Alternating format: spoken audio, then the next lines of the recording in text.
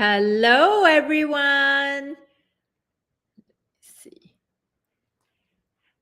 Hi, everybody. Let me know if you're able to see me live inside Facebook. It shows that I am going live. So I hope to see you guys here with me inside Facebook. All right. So if you're here with me on Instagram, say hi. If you're here with me on LinkedIn, say hi. And if you are here with me on YouTube, same thing too. So every week until I learn how to figure out how to do this live event inside my Facebook group because of the new regulation that we cannot use a third-party app, then I am not, we will not be as smooth as I want it to be. So if you're here with me on Facebook, fantastic. If not, if you can't see me, then just make sure that you are joining me on Instagram or YouTube or LinkedIn. I don't know why every week I'm having this issue. So whatever the case, just know that I'm here and I'm here to teach, okay? If you're joining me the very first time, my name is May Yo Silvers. I am the owner of M2 Hospitality, a multiple six-figure profit event planning company.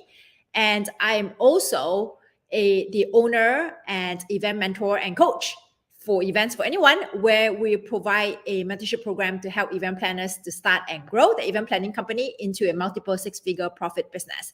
Okay, so I see that I'm actually live now inside Facebook. So happy. Once again, not a very glamorous entrance, but hey, I always, my mantra in life is better to show up than to be perfect, okay? At least I show up. Doesn't have to be perfect. All right, so once again, welcome to our weekly Wednesday Facebook live tutorial. And if you missed the introduction, my name is Mayo Silvers. I'm the owner of M2 Hospitality, a multiple six-figure profit event planning company. And I also have a business coaching company where I help event planners, designers, decorators to start and grow the event planning company into a multiple six-figure profit business as well. And our mentorship program is called the Unstoppable Eventrepreneurs. Okay, all right, I'm here to teach. Hey, Diana. Hey, Nyla here. PS. Hey, Frida. All right, so thank you so much for giving me your time today. I know some of you are during a lunch break, and I want to be conscientious of the time. All right, so today we are going to talk about, and there's quite a few of you here also inside Instagram with me. If I don't call out your name, not because that I don't care, I do. I just want to make sure that I teach, okay? And then, of course, some of you are on YouTube with me as well. Angie, nice to see you here. All right, so let me go back to Facebook so I can see the remarks. Okay, so today I'm going to talk about, are you justifying your fees to your potential client? And I'm going to use a few examples, all right? Well, actually, one example, because it is the most common response. When I speak to event planners, designers inside my community, and also I see what's going on in the chat, in the events group, as the economy is getting tighter and tighter, okay, there will always be that 1% who's willing to spend money. And our goal is to cater to that 1%. But while we're trying to get to that 1%, there will be 99% of the people we are still dealing with, okay? Who are still budget conscious, who are still comparing you to other people, etc., etc. So today, I'm going to share with you, how do you handle a situation or question when your potential client asks you, why are you so expensive? How come it costs so much to do this event? I'm not talking about they don't understand how much things cost, because we talk about that already, and I talk about it to death, till I turn blue, that you cannot expect your potential client to understand how much things cost, because we talked about that in our last session. So today's session, we're not going to focus on that. Today's session is we're going to base it on the assumption that they already know how much things cost, okay? And then they still ask you, how come your fees are so much? How come it costs so much to do this event, right? Especially when they can't see a tangible thing. What do I mean by that? If they say that they want their event to look a certain way, it's okay to show to your potential client, okay, if you want your events to look this way, a tangible item is things that they can see. such as the table rental costs this much, the chair rental costs this much, the linen costs this much, right? The backdrop costs this much, the venue costs this much, the caterer costs this much. These are all tangible items. So if they are able to see how much it costs for those tangible items, it is what it is, right? You got to pay for that because there's no bargain around it. The only way to bargain around it is if you have a very good relationship with the vendors, okay, or the suppliers. You as a planner or a designer can use your clout, okay, can use your influence, your relationship to get a better price for your potential client when it comes to tangible items like this. Okay, that's why they hire you, because you have the connection, you have the relationship, and you're able to get a more of a wholesale price or a discounted price. That's why they hire you, okay, for that.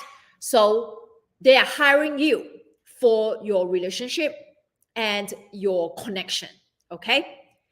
So remember this, okay? We're going to come back to this. They are hiring you for your connection and your relationship, but these are all intangible items. They can't see, they cannot quantify a cost to it, okay? They cannot quantify a cost to that. So all they see is, oh, the actual things, how much it costs. So they are going to relate, okay, this is how much it costs, but what about the rest? You still have to be paid by your time, right? Your effort. So the most common response that event planners and designers, how they justify, air quote, okay, how they justify or explain their fees when they are being challenged by their potential client, how come it costs this much, okay? They start to talk about, these are how much things cost, the tangible items, and then they start talking about, and then my time and the effort that I need to put in order to pull all this together. Now, this is how you're justifying for your intangible value, okay? You are telling them, apart from paying this much for the tangible items, you are also justifying to them why the additional cost, after they minus off how much it costs to pay for those tangible items, the additional cost is to compensate for your time and your effort, okay? Will they understand? Some will understand. Those people that you're talking to, your potential client, who understands that they are paying you not really for your time and your effort, but for your influence, for your skills, okay? For your skills that can bring them the end result, they will be willing to pay for that. But majority of these people, they do not. So how do we get them to understand that they are paying for more than just my time and my effort, okay? This is the mistake that a lot of planners and designers and decorators make when they are having a sales conversation with their potential client. They will say, well, because it takes this much time and this much effort to do your event. I will tell you, they don't really give a damn about how much time and how much effort you put in, okay? All they care about is the end result. They care about what they want, okay? And they are coming to you. This is what I want, and this is how much I'm willing to pay. Can you do it or not? I know it is very frustrating that they're coming up with a number that doesn't make sense, okay? Especially when whatever number they have, it's not able to even pay for the tangible items, which is the things that they need in order to create that look, which is the physical things that they need to create that look. But the funny thing is, there will always be that someone, okay? There will always be that someone who's able to get the same thing, that same chair at a lower cost. Are you that person?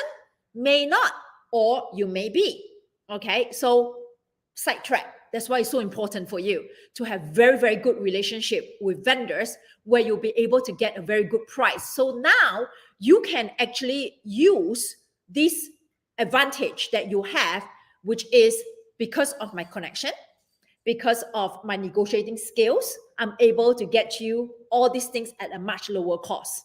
Okay?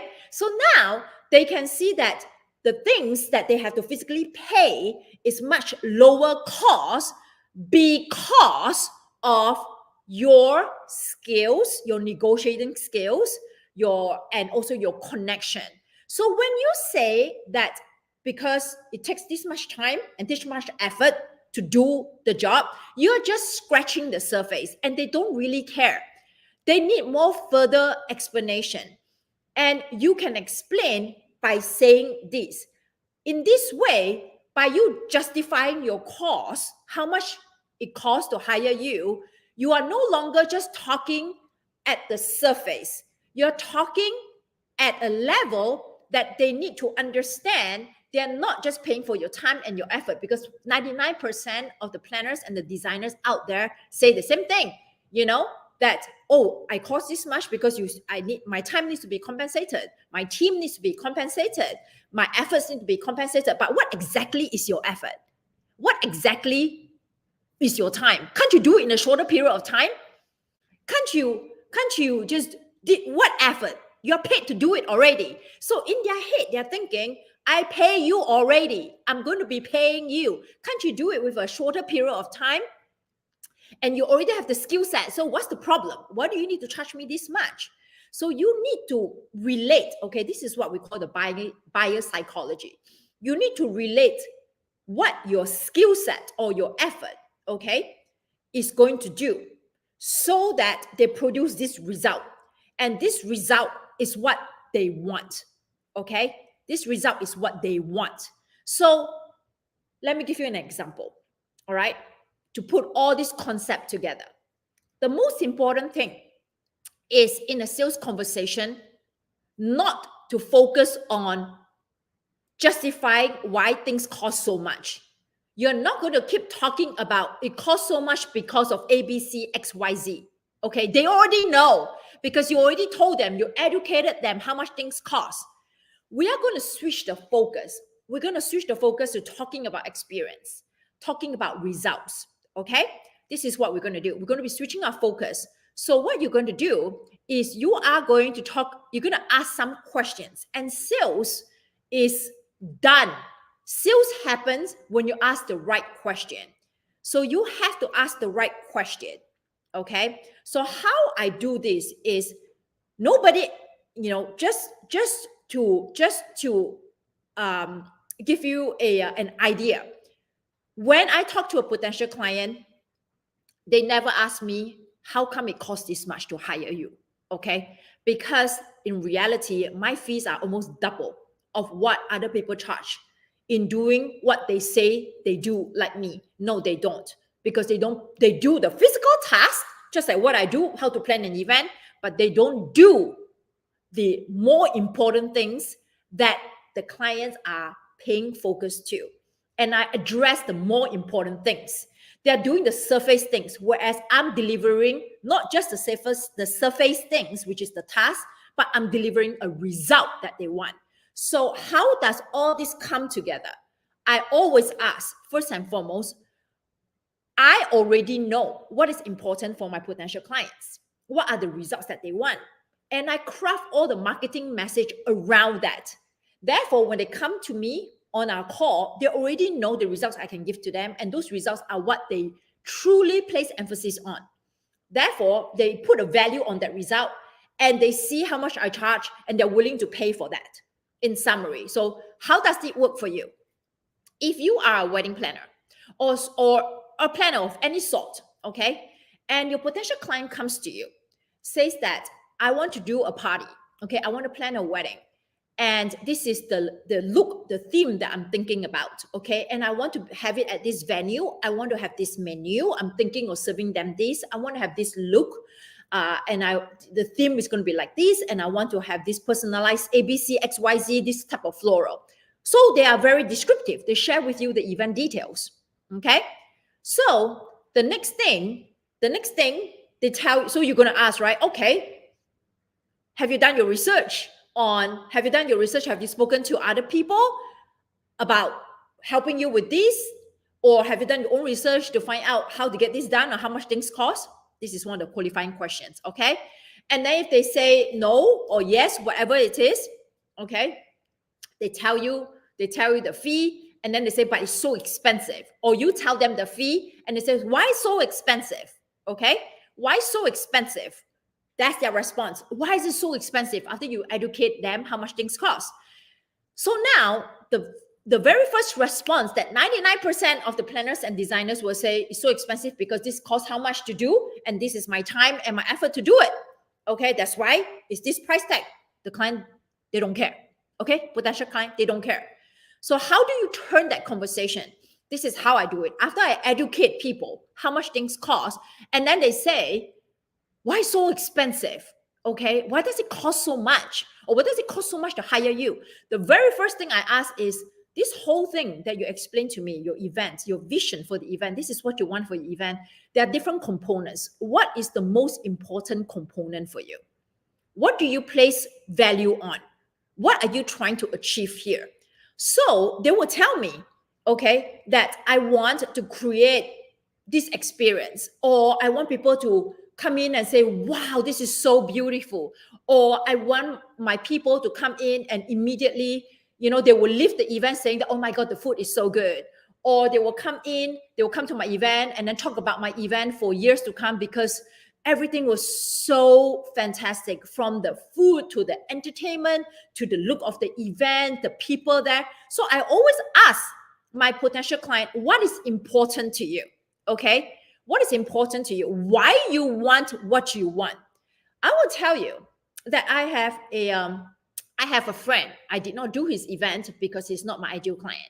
I have a friend who spent $25,000 on a DJ, okay, for a bar mitzvah. $25,000, but the menu for the event is like you can get it in a cafeteria. Okay, we're talking about like I didn't eat at the event because it was that bad. All right. So you would think that this person has money. This person spent $25,000 on a DJ, but why wouldn't they spend money on that menu, right? To create the whole experience. Because the question here is, what is most important to you? What is most important to this person is the entertainment, the DJ. Okay, they're willing to spend money on that because for them, that is the most important thing. It's not about the food. It's not about the look of the event. They want people to come to this party and say that, oh my God, I danced my butt the whole night. The entertainment is so good. I had such a great time. The party is so fun. The music was great. The DJ was engaging. Everybody is on the dance floor. That's what they want. So that's what I'm going to focus on, because I'm not going to be talking about, even though they come to me and tell me, using this example, okay, assuming that they're hiring me as an event planner. When they come to me and tell me about the vision of the event, I ask, what is most important to you? And they tell me all these things. I say, okay, of all these things, what is most important to you? And they say that I really want to have a very good band, and I will pay for it. Okay. I say, okay, you tell me how much is the budget? The budget is $35,000. And okay, so if the entertainment is the most important to you, that doesn't mean that the majority of the budget goes to the entertainment. Okay, fine. So now you know what is going to make them click. Okay. Now, the skill set comes in from your side. Okay. Why they're paying you what they are going to be paying you, a very high fee, is how can you secure an entertainment company that is going to create that experience? Okay. So now, if they're willing to pay $25K for the DJ, for entertainment, for a band, whatever it is, that means they are very specific about the type of entertainment that they want. And the type of entertainment that they want is not going to be easy to book that person. It's going to rely on your connection. It's going to rely on your network. Okay, it's going to rely on how you're going to negotiate with their booker, their talent manager. So they are paying somebody like you as a planner to go find that talent manager where this band can come. Somebody once asked me to book Bon Jovi, okay, to book Bon Jovi for a private concert. So do you think any planners out there have the connection to just go book Bon Jovi? They know it's not going to be cheap. They know it's not going to be easy. Therefore, they pay me a lot of money to use my connection to book Bon Jovi. So you see the connection here? So in this case, I'm not going to be talking about, I'm not so sure $35,000 can do the whole event with the band and the food and the decor and this and that. No, I'm not going to be talking about that. I'm going to be talking about, okay, so your budget is going to be this, and $25,000 is going to go to the band. And in order for me to find that talent manager to book Bon Jovi, okay, to come to your event, this is going to require a lot of me pulling some strings, okay? Are you willing to pay for that? Now, because I asked, why do they want to have Bon Jovi? Why do they want to have that particular entertainer in this environment? And they said, because we want it to be unplugged or something like that. Okay, we want the experience to be ABC, XYZ, and I'm willing to pay for it. They already place a value, and you're going to highlight, okay? You're going to highlight the experience. You're going to talk about the experience into existence so you can visualize. So we're going to talk about, okay, so this DJ or Bon Jovi is going to create this environment, this ambience, and this is your guests are going to enjoy all this. Is this the result that you are looking for? And tell me, what are you thinking? How would the day look like when this band actually shows up or Bon Jovi is actually playing at your bar mitzvah? So you want them to visualize it, okay? You want them to actually see and feel it, okay? Extremely important, this part. You want them to actually see and feel it so that it becomes almost very real, all right? Now, when it becomes so real, it is very difficult to remove that thing because now it becomes a must-have. It's no longer a nice-to-have, okay? It becomes a must-have for the event. It's no longer a nice-to-have for the event. So in that case, you have helped to highlight, to really elevate the whole experience of what they say is very important to them. Because of that, they're able to envision themselves at the party with this thing that they say is very important. And because of that, they want it. There's no negotiation. It has to happen at all costs. This is when they know that in order for this to happen, they're hiring you for that. So now, instead of saying that because it takes me a lot of time and effort to make it happen, now you can actually say, okay, because this is the experience that you want, and you can actually feel it. You can actually see yourself having Bon Jovi or this particular DJ or band at your event. I'm going to have to pull a few strings. I'm going to have to talk to a few talent manager, and I'm going to have to negotiate on their rider in order for me to bring it at this fee. And for me to do that, this is my fee. So now they can actually equate your skill set, your connection to the fee that will give them the result that they want. Everybody clear about this? Okay? When you just say that because it takes so much time and my effort to do it, it's not enough. You have to elevate. You have to find out what is really important for them. And then you're going to elevate the experience, and you're going to have them visualize having the experience. And then you are going to explain how you are going to make it happen for them. And in order for you to make it happen for them, and this thing becomes a non-negotiable for the event, they must have it because you have done such a great job in elevating the experience. You have done such a great job in inspiring them that it is something that they cannot live without at the event. Then they won't hire anybody else because their belief is only you can do it. And if only you can do it, you become a precious commodity. And they trust that you can do the job because you've done such a great job in saying that you can do it. So that's when they see the effort and the time that you were talking about at the initial conversation. Where is it being spent on? Okay? What are you going to be doing? How is your connection, your skills going to make it happen? That's when they will pay you for your fees. Everybody clear about that?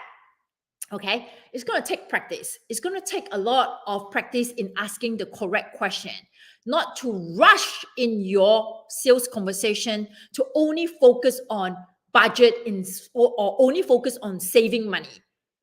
I do not even talk about saving money in my sales conversation. I talk about what is important for you.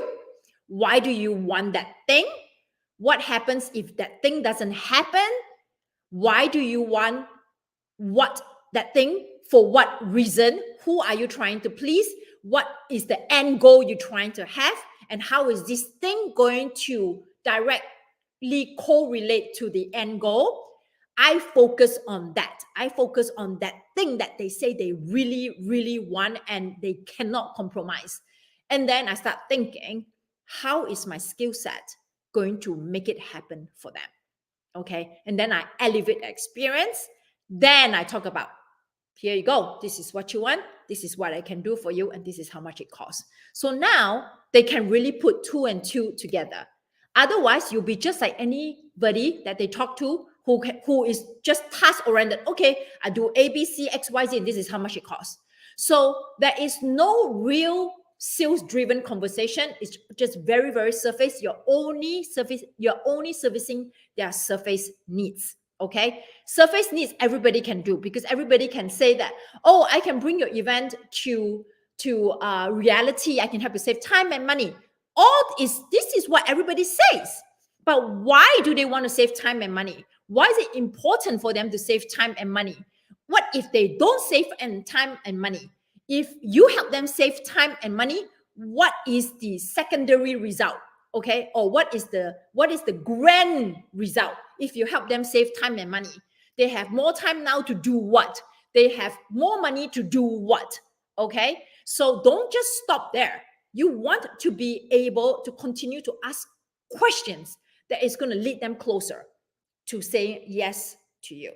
All right, so now you should listen to this conversation or watch this video and take some notes. And the next time you're going to have a sales conversation, practice.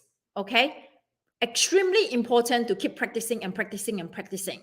Every time you go into a conversation with a potential client, take it as a practice round, because it comes with practice. It may sound a little bit robotic at the very beginning because you had never done something like this before. If you haven't done high ticket sales, or you haven't done a sales conversation where you ask this type of questions, because all you focus on is how much is your budget? Okay, I can do this, and this is how much it costs. Then it gets you into a different zone, uncomfortable zone, where you have to ask questions like, what is most important to you? Why do you want what you want? Right? So if you want to book $15,000, $30,000, $100,000 of your fees, this is the level you need to upgrade to yourself. Okay, if you're just having a regular conversation like 99% of the population out there in the events field, you're going to get paid like 99% of them. I am the top 1% because I'm able to really go into the buyer's psychology and really know how to tailor my conversation so that they don't even question, why are you so expensive? All right. Okay. So for those of you who want to learn more about sales psychology, about what questions to ask, and also qualification questions or sales conversion, all that, if you have not been paying attention inside our Facebook group or in my Instagram, we have the 24 course for $24 bundle. This is our second round of beta program. The first beta program was 10 course for $10. So this is our second round. We have upgraded based on the feedback from our $10 bundle people.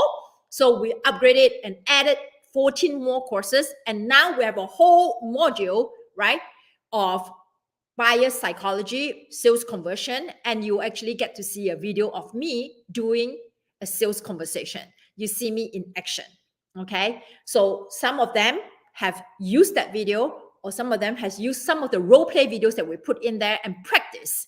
And quite a few are able to close the lead and make a lot more money than their regular full-time job. Is that good? All right. So it's a 24 course bundle for $24. If you want the link to check it out, make sure that you click on the link on Instagram that Concierge Anne has actually put on, and on Facebook that Anne will put on as well. If not, I can just put it on, or you can just comment beta 2, BETA number 2, and I'll be able to send over the link to you. All right. Thank you so much for your time today. I appreciate all of you for giving me your time. And please know that sales is a constant practice. Okay. You never lose anything. I just want you to know that every time you go to a sales conversation, you're not losing a lead if you don't close that lead. The lead doesn't belong to anybody. Okay. And if you go in with a mindset of what can I do? How can I help? The universe will give that lead to you if it's in alignment. Nobody can force anybody to pay something that they don't feel right to pay. If they are willing to pay you, that means they trust you. So don't be afraid that you may not be able to fulfill their vision. If they're not willing to pay you, that means they don't feel right. And that also means that there's another opportunity coming because this one is not right. Okay? This one is not right. So, Sonia, you can click on the link that Concierge Anne just put for in the Instagram, or I can send it to you later. Okay, but there's the link over there on Instagram. Okay, so this takes practice. Okay, you never lose anything. Even if you don't close a lead, take the time to go back and think about the conversation, why you did not close the lead. Make the effort to actually reach back to your potential client. How come they didn't book with you? And find out the reason. And the next time when you're in a sales conversation, you can tweak your conversation. Okay? It doesn't happen overnight. Remember, I got 18,000 no's to get my first yes. So don't be discouraged. Okay?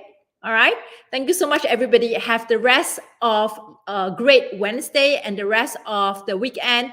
Fantastic. Okay. What am I talking about? Have a fantastic rest of your weekend. Bye, everybody.